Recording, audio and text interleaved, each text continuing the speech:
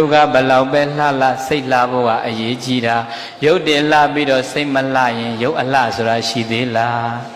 တချို့ရုပ်ကလေးကတော့လှတယ်အချင်းကတော့လေ minus ဖြစ်နေတယ်လှသေးရဲ့လားရုပ်ဘလောက်ပဲလှလှအချင်းမကောင်းရင်မလှဘူးဆိုတော့ character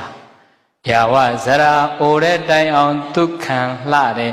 ချမ်းသာတယ်ချောတယ်ဆိုတာကသီလံကိုကျင့်သီလပဲအိုတဲ့သူတွေရဲ့အလှကသီလပဲပိုတဲ့အထိသီလတွေမလုံဘူးဆိုရင်အဲ့ဒါပိုဆိုးအလှတွေမရှိတော့အိုလေးလေးသီလလုံးလေးလေးဖြစ်ရင်အိုလေးလေးပိုလှလေး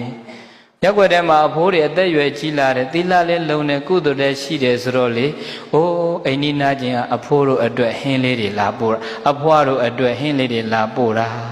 မရှိဘူးလားဟိုတချို့အသက်တာကြည်တာအရက်ပလင်းခါချိတ်ပြီးတော့လေအရက်ပုံးခုတ်တဲ့အဖိုးတွေရောမရှိဘူးလား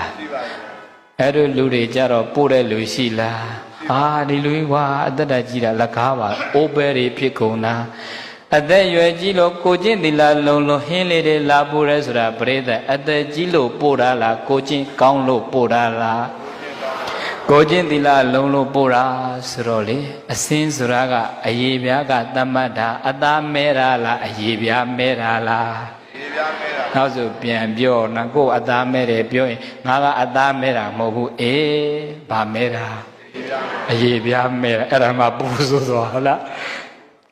အဲ့ဒါလေဝဏ္ဏမစ္စရိယအစင်းကိုတိုးဝင်တိုးတာလဲပူတာပဲဆိုတော့အဲ့ဒီမစ္စရိယလဲရှောင်ရတယ်နောက်ဆုံးမစ္စရိယကပရိသတ်ရဲ့ဓမ္မမစ္စရိယပြောကြည့်တရားကိုတွေ့တာဘာကိုတွေ့တာလဲ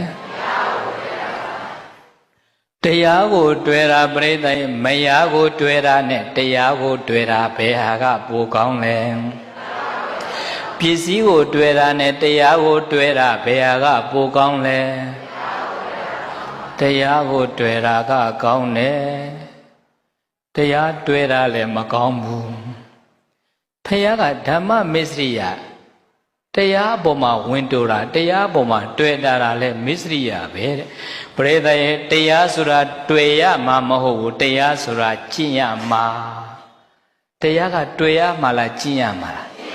ဟုတ်တရားတွေမကျင့်မဲနဲ့တွေ့နေကြတာမဟုတ်လားအိုးတို့ကအဘိဓမ္မာဘယ်နှစင်းအောင်ပြီးသွားပြီဆိုရင်လေ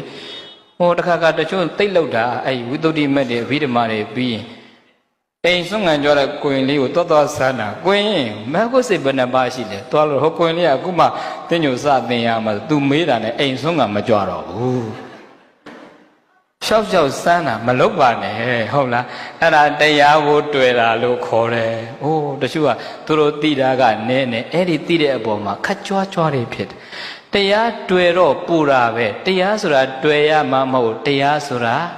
ကျင့်ရမှာ apply လုပ်ရမှာ how to stay in your life with the Dhamma တရားနဲ့ဘယ်လိုကျင့်သုံးမလဲအဲ့လိုနေရမှာဒါကြောင့်မလို့တရားကိုတွေ့တာလဲပူတာဖြစ်တဲ့အတွက်ကြောင့်အဲ့ဒီမစ္စရိယနဲ့အိတ်သားနဲ့မစ္စရိယအတွင်းယံနှစ်ပါးကတတ္တဝါတွေကိုမတည့်အောင်လှုပ်ထား